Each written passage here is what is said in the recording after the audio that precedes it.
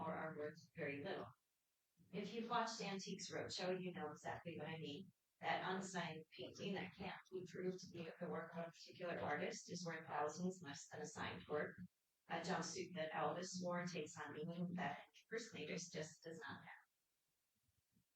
So I remember an episode of Antiques Roadshow that brought me to tears years ago.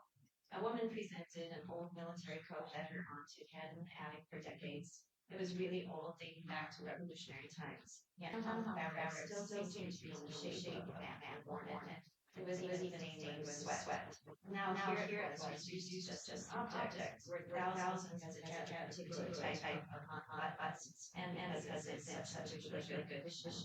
But no one knew the name of the man born it, what dreams had been, how felt wearing that coat, and what had happened to him while he was pregnant or after finishing. And that was what brought me to tears.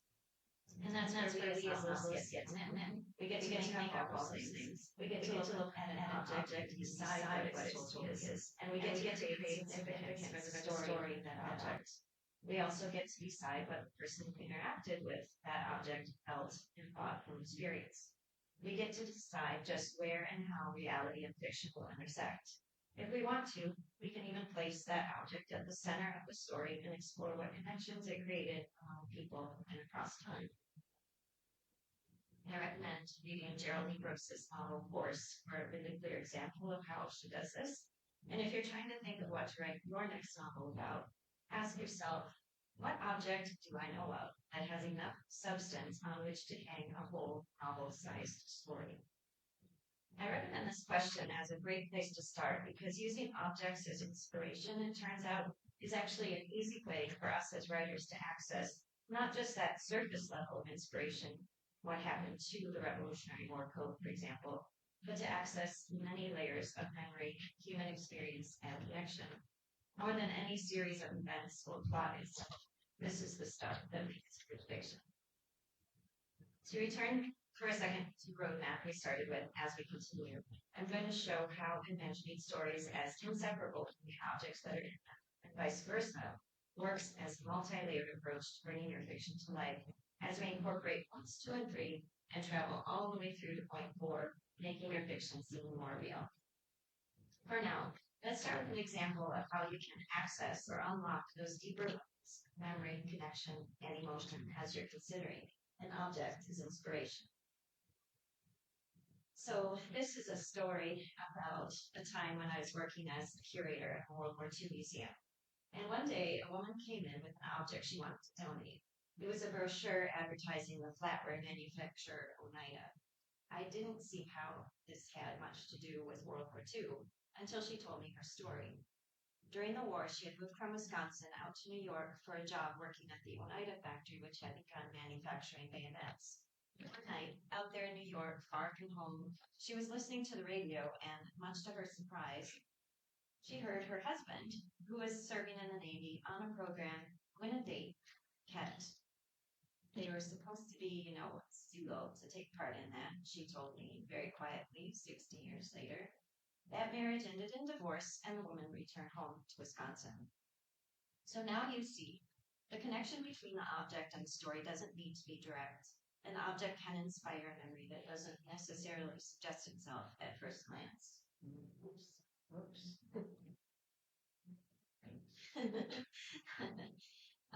So to this woman, the whole memory of being young on her own, trying her best, and having her heart broken was all bound up in that brochure. And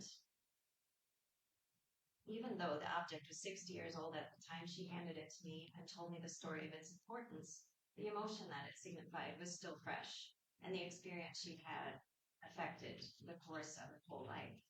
From this one object, then, the novelist can actually imagine the entire arc and story of this woman's life. Now this brings us to the second way that you can use objects to bring your fiction to life, which is that objects let you play with time. There are 3 ways they can help with this. They can allow back and forth in time. They can signify and illustrate time periods. They can illustrate the passing of time. So let's take a look at how objects can do all these things. To start, let's take a look at the example object house. With houses, it's especially easy to notice the way that they and the objects within them so often outlast the span of one human lifetime and one human story, and thus provide connections among people and points of intersection for many life stories. The history or provenance of an object, in this case, begins to be the connection, whether within a family or among people who have one way or another across time shared the same space or the same object. Time then begins to lose its ability to constrain a story or a life. So you can see then how an object itself can become a vehicle to allow you, the writer, to go back and forth in time. This is the way I structured my first novel, Keeping the House, around the central object of a grand Victorian house.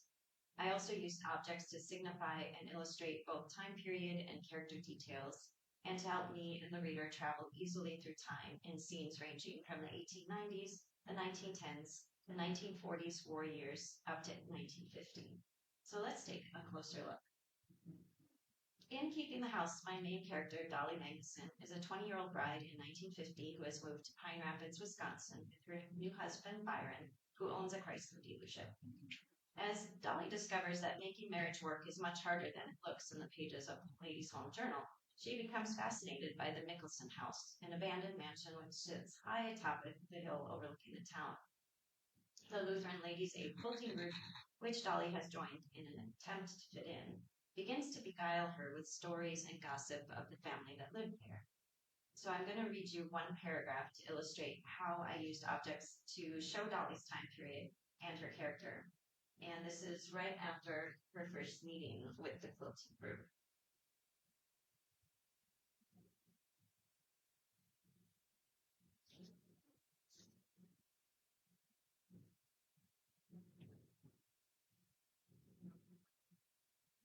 Their first morning in Pine Rapids, Dolly and Byron had gone down to Ralston's Furniture and bought a modern table, red formica topped, edged in stainless steel, for the kitchen.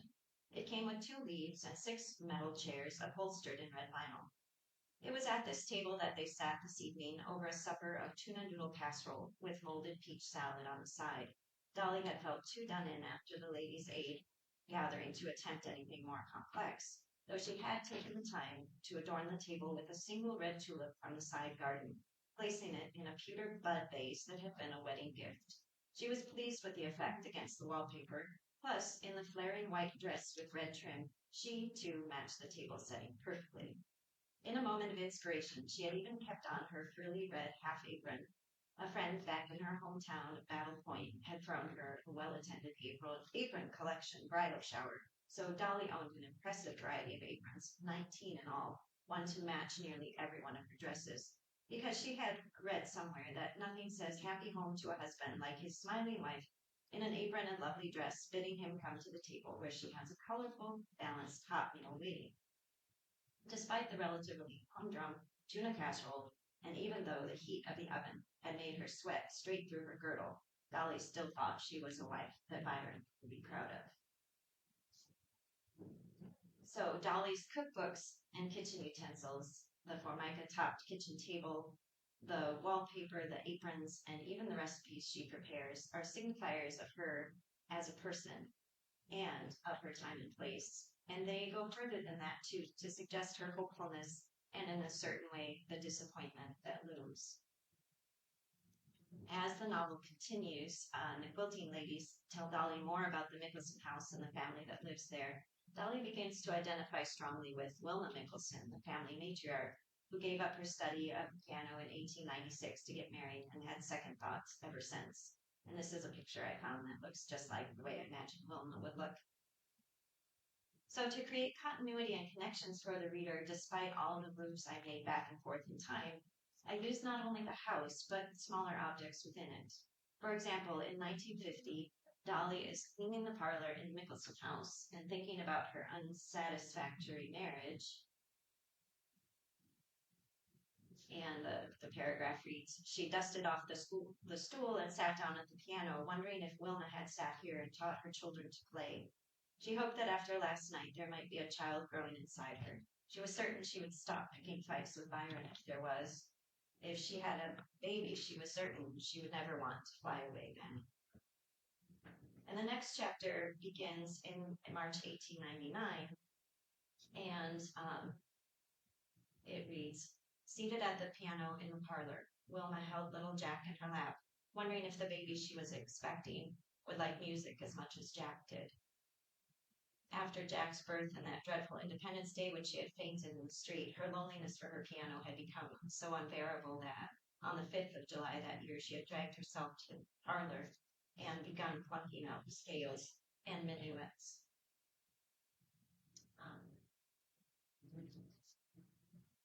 So you can see how not only are the characters in the novel connected because of their dissatisfaction and their similar experiences, but time collapses because they're both seated at that same spot in the house. So I'll also give you an example here of how I used objects to illustrate the passing of time. In the first chapter of the novel, when newlywed Wilma first arrives in town in 1896, her brother-in-law, Gust, picks her up and her husband at the train station, and they drive along muddy roads, pitted with stumps from there to the Mickelson house. And this is how Wilma experiences that ride. She was not quite conscious of the few frame houses built upon the rising hill, and hardly noticed a hopeful row of maple saplings. But suddenly she saw the house upon the highest hill overlooking a bend in the river. It was majestic, 3 stories tall, painted a tender dove gray, and trimmed in white. In the second chapter of the novel, Dolly walks the same route in 1950 on her way to her first quilting meeting, and the scene looks extremely different. She walks through a busy downtown and into an established neighborhood, and she's grateful for the shade of the tall maples that line the sidewalks. She sees the house sitting high atop the hill above the river like an aging queen on her throne, 3 stories of disintegrating dove grape, clapboard and melancholy stained glass, trimmed in an aged white. So already we get the sense that time hasn't been so good to the Mickelson house. To show a slightly different way, you can use objects to illustrate the passing of time. In a scene that takes place in 1945, John Mickelson is going out for a drive with his woman's husband, and this causes him to reflect on the passing of time by recalling the ways that the objects around him have changed.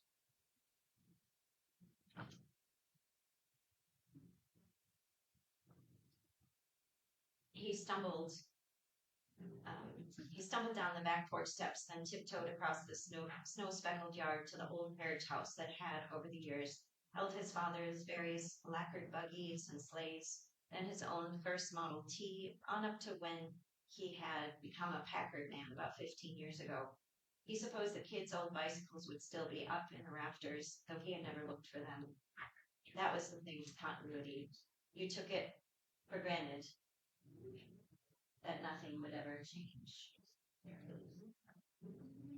You felt you didn't have to fight just to keep things the same, and you didn't find out how wrong you were until it was too late.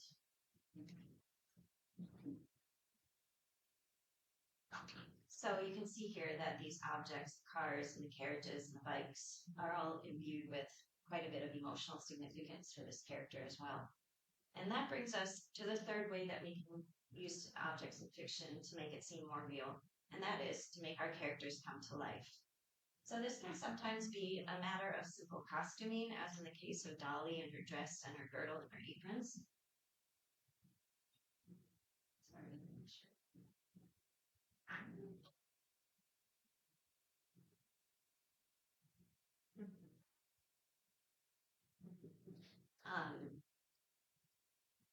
So, simple costuming, or on a deeper level, as we mentioned in the case of the Revolutionary War Coat or the Oneida Flatware brochure, it can also be a matter of conveying to the reader what objects are significant to that character, and thus what matters to them on an emotional level.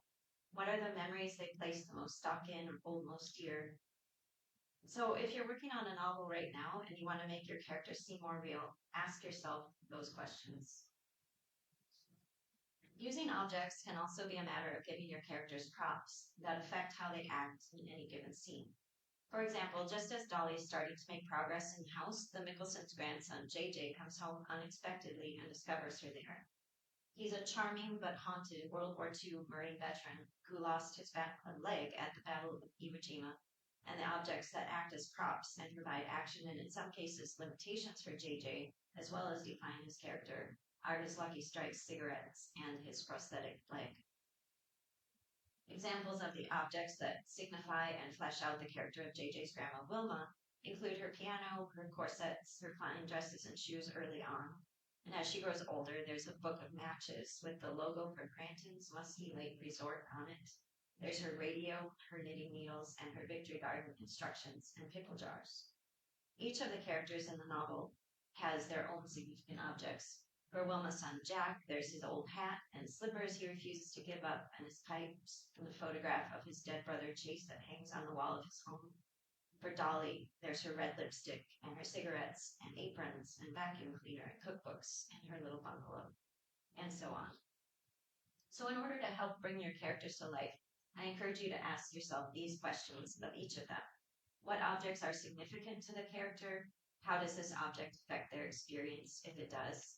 And what does the object signify about who they are? As you work with objects in this way in your fiction, you'll likely begin to notice what I have, that the process of imagining the stories that come from objects also seems to happen in reverse. The objects actually seem to become real, which in turn makes the entire story seem real. So this brings us to our fourth point, using objects to make your fiction seem as if it actually happened. Now, this can be true in part simply because the more well-fitting details that you can add into your fiction, the more it will seem real. And I hope you can see at this point why objects make such wonderful details to add, because of all that they can accomplish. As we've seen in one fell swoop, they can provide tools to travel through time, tell about a character, illustrate the passing of time, and it's really through doing all of these things that they make your fiction start to seem more real. So now I'm going to share my process with you for making sure that the objects in your novel are accomplishing all that it's possible for them to accomplish, especially in terms of making the world of your novel seem real. And we're also going to talk about how you can give an object its own story arc within the larger arc of your novel. So first, let's take an example, take a look at an example of an object that I used in my most recent novel, The Hidden Life of Cecily Larson, so you can see how it functions at nearly all of these objects. The Hidden Life of Cecily Larson is the story of Cecily, who at 4 years old is dropped off at an orphanage in Chicago by her cash-strapped, heartbroken mother. And at that time, her mother gives her a prayer card that says, "Hope begins with St. Jude." I'm going to read you just a little bit.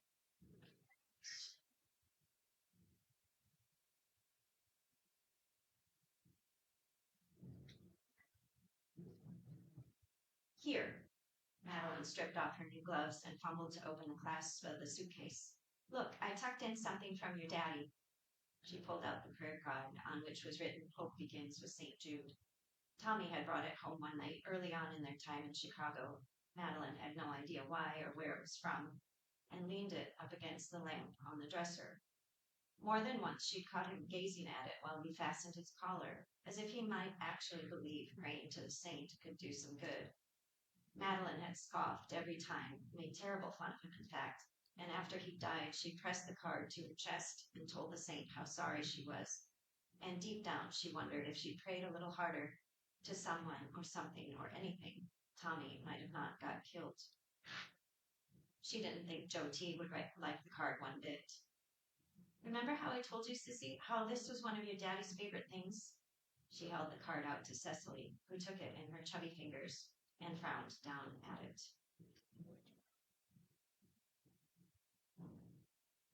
So now that you've heard me describe how I think of and use objects in fiction, you won't be surprised to learn that the prayer card comes in throughout the novel, which spans 90 years, and that it holds different types of and levels of emotional significance for Cecily at various points in her life based on whatever's happening to her at the time.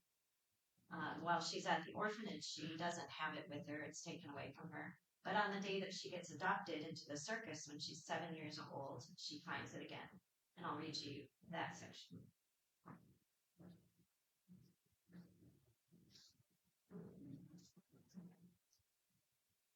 Cecily grabbed her suitcase from where Mr. Tebow had set it this afternoon, then struggled to haul it up with her as she climbed the ladder to her bunk. Dolores and Flip were not going to believe this. Her bed was in a train caboose with a clown painted on its side, right under the cupola, so she could look out. She got on her knees to peer out the window, but all she could see was darkness, and all the sounds were odd and disconcerting. The clanking of chains and rolling of wheels, the crack of a whip, the bellow of some animal, the shout of a discontented man. It was a jarring thing to go from one life to another, all in one day. Cecily sank back down to sit cross-legged on the bunk, then unlatched her suitcase and opened it to take inventory in the dim light cast by the distant lantern. Her thin nightgown, 2 pairs of clean underwear, and a dress that Cecily had never seen before. That was all Mrs. H had packed for her. Unless she'd slid a book into the side pocket? Not likely, but maybe Miss Oversham would have insisted. Cecily ran her hand through. No book, but she felt the small, thick piece of paper. She pulled it out, a card with a picture of a bearded man wearing a crown, plus the caption, "Hope begins with St. Jude." In smaller print was written, "The patron saint of lost causes." She remembered. Her mother had told her that this had belonged to her daddy. She didn't know how she could remember that when she hadn't seen the card in all the years she'd been at the orphanage, but she did. It seemed amazing that it was here, something from her daddy. She flipped it over. It said to pray to St. Jude in cases that were despaired of, impossible, hopeless. She sighed. She certainly was feeling all of those things now. Her daddy was dead for sure, and look how Isabel had reacted when Cecily had said her mother was coming back for her, like it could never, ever be true. Cecily felt tears welling. No, she told herself. No, she wouldn't cry. She lay down, squirmed her way underneath the covers, then looked at the card again, into the eyes of St. Jude. "What the blazes does prayer have to do with anything?" she asked him out loud. She'd never prayed to be adopted into the circus, and now here she was. She'd prayed. She'd prayed and prayed for her mother to come back. And her mother never had. So after this, as you can imagine, she places tremendous significance in the card for a number of years. And then at a certain point, she abandons it entirely, which lets the reader know more than anything where she's at emotionally at that point in the story. She says she is done praying for impossible things. When Cecily finally sees the card again after several decades have gone by, it becomes a symbol of things coming full circle in her life and of a type of restoration or even redemption. And one of the last lines of the book has Cecily saying that she never did stop praying for impossible things. So I'm not going to read that section because I don't want to give away the ending. But of course, I had the prayer card in mind from when I first started writing the novel. And I knew from the beginning that it would come in throughout. So I worked on it with it, even in the first draft. But in order to get the very most out of it, here's the process I used when I went back to edit the manuscript after it was finished. And this process begins by imagining that each object is, that the novel is a giant rug, and each object is a thread being woven into it. I actually also use this technique when I work on each character's storyline, but I'm going to stick with objects here since that's what we're talking about. So the way this process works is this. When you're working on your revisions, you go through your manuscript focusing only on that one object. You ignore all other details as time through so that you're sure that the object has its own through line. You skip over chapters and scenes where it doesn't appear so that you don't get distracted by fussing over other details. And then every place where it comes up, you just make sure you're being consistent with how your character or characters view it, how they feel about it, and how it looks. And maybe you'll want to have it get worn out with time, for example. Or if it gets damaged at a certain point in the story, you have to make sure that that damage still shows up when the object next appears, and every time after that, unless it gets repaired, of course.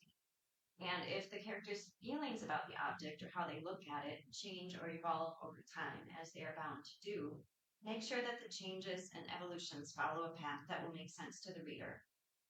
Another way to think about this is simply to ask yourself what the story arc for that object itself would be. And I advise, and what I do, is to go through your manuscript once for each important object in your novel. So, for example, in the case of Life of Cecily Larson, when I was working on edits for that, I spent about 3 days or so just working on the prayer card thread. And then I moved on to the next object and spent a few days working on that. So what you'll be doing during that time is checking to be sure that every place the object appears works in terms of verisimilitude. And again, these are things like if it's damaged, let it show up as damaged the next time and not looking brand new. And also make sure that you're pulling all the emotional depth out of it that you can. Make sure that the thread is pulled and woven firmly through the entire rug of the manuscript. And when that's done, move on to the next object and test that thread to see if it holds too. Now, to really feel your way into how an object should function within a manuscript, take a moment right now to imagine an object that has had personal significance for you over the course of your lifetime. If there was a fire in your house, what would you risk your life to go inside to rescue? Why is that object so significant? Think of all the times it's affected your life, or all the times you've experienced the emotional connection to it over the years and decades of your life. Or even, how often do you think about it? Next, imagine how that object has changed or not over time.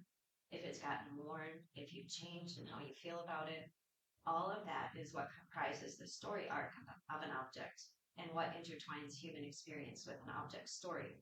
Now transpose all of that experience onto something that your character would experience, and you're just about there, because these intersections, when you pay careful attention to detail in order to create the utmost verisimilitude, work to create a feeling that the story you've written has actually happened.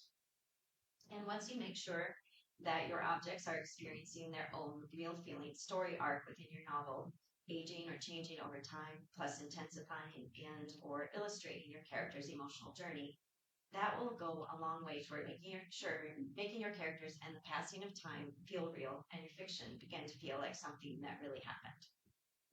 So as a final note on process, I'm going to close by giving you this checklist to assess how well the objects you're using as story details are working to make the world of your novel seem real. And I would suggest using this list as you're going through your manuscript, object by object, asking yourself, does each object in my novel age or wear out over time, if applicable? Does it illustrate in a deep way who my characters are? Does it illustrate or intensify my characters' emotional journeys? Does it illustrate or help accurately signify my novel's setting, being time and place? Does it have a journey or a story arc of its own, if that seems appropriate? And when you've done all of this with your objects, you can bet you will have written a story that feels real. Give you just a moment to Keep that all written see down. many of you are writing it down, which is awesome. And to finish up, I wanted to invite you, if you're working on a novel or hoping to write one, I'd love to invite you to join my online program, Start Your Novel with Confidence. The program comes with 3 facets, an online course, 1 year of coaching and community with me, and a package of bonus resources that give you everything you need to get your novel started off right. And that's the program. And this self-study course curriculum, which you complete on your own online, takes you through my process to start your novel in a way that sets you up for success. And this is the same process I used to start the New Life of Cecily Larson. It cut the time it took me to finish a submittable draft from 4 years on average, which was the time I took to write Keeping the House and my other published novel, down to 1 year. And by the time you finish this course, you will have written your first chapter, outlined your entire novel, made an easy does it bite-sized plan for finishing your first draft, and acquired essential mindset tools so you can persevere all the way through writing that draft. And that's just the beginning because, as I said, you get the 1 year of membership in my online program, including monthly calls and weekly Q&A with me to get all your questions answered as you go forward to write your entire novel. And you can learn more about it on my website, ellenbakerstudio.com. And with that, I want to say thank you and ask you if you have any questions. Can you back up to The slides. that's my object? Yeah. Yep. There, This thank one? you. Yep. Yes, of course. Yep. How do you choose how many objects to use in the story? That's a great question. I think I use instinct certainly. and what does each scene require? When I'm writing, I visualize the scene and I really try to think about what's going on in the scene as if I were in that character's body. So, for example, when you think about Dolly, in that scene I read in the kitchen, that's a lot of objects in one scenario. I used a lot there because I was setting the scene. It was kind of the first time to really get to know Dolly. I wanted to that really comprises her life and her home, which is so significant to her. Also, because in that case, she's going to, over the course of the novel, become quite dissatisfied with her life, and so we have to kind of understand what it is that she's becoming dissatisfied with. So in that case, I used a lot. In the Hidden Life of Cecily Larson, um, I think it comes down to sometimes to visual details. Like one of the details that I put in was a costuming detail for Isabel, who's the older woman who takes Cecily under her wing. She's a bareback rider also.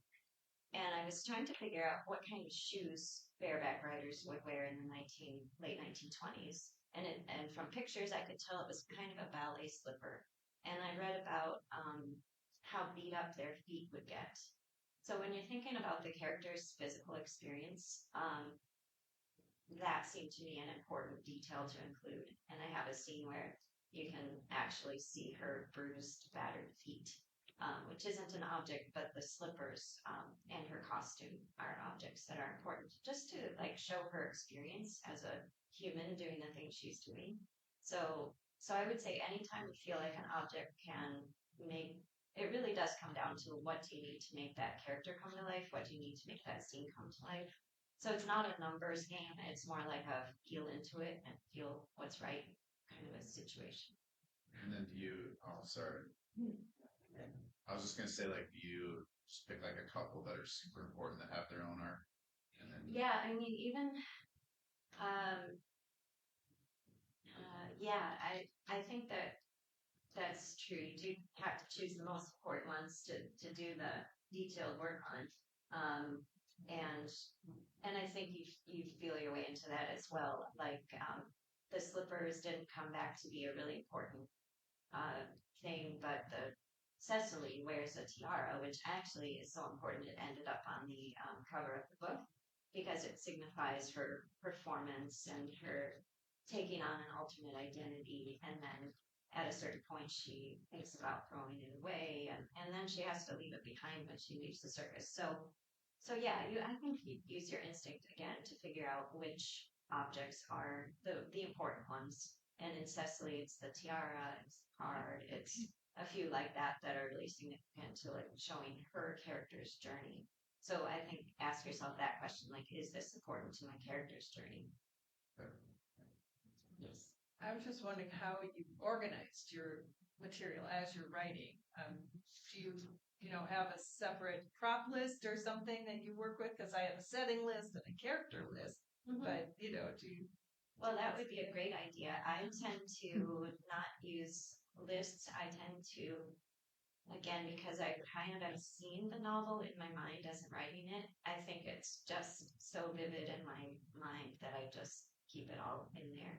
And then, but what the, so maybe a list would actually help. Maybe I'll use that. Or maybe on but the editing end of it. yes, you know. yes, certainly. And I think one of the things that a list would help you do is to not forget that well she should have that in her pocket all the time. Like if she has and then you can make sure you bring it into a scene. Like say someone carries around a lucky stone, and it's always in their pocket, but then you've written most of the novel and realized you forgot the lucky stone, and then you've got to go back and put it in. Or if you have a character who doesn't have a pocket, you've got to have something else to Yes. carry the stone in. Okay, Yes, got true. it. So that's where I think the the thread thing helps catch things like that too, because if you realize that you've forgotten, like it should be in this scene, but I didn't put it in, like that's also a useful question to ask. Yeah. Do you think that being a museum curator helped you see the value and importance of objects to people? Yes. no question, because I got to see part of my job when I was at the World War II Museum. It was actually a museum that was brand new. It was being opened at that time, and it was in the early 2000s, so there were many veterans still living at that time. And I met so many people who, like, they knew they were nearing the end of their lives. They had carried this object with them their whole lives to signify their time in the war, and they wanted it to be preserved. So they would, with such heart, hand it over and tell me the story. So yes, it was life changing for me to see the significance that people place in those things.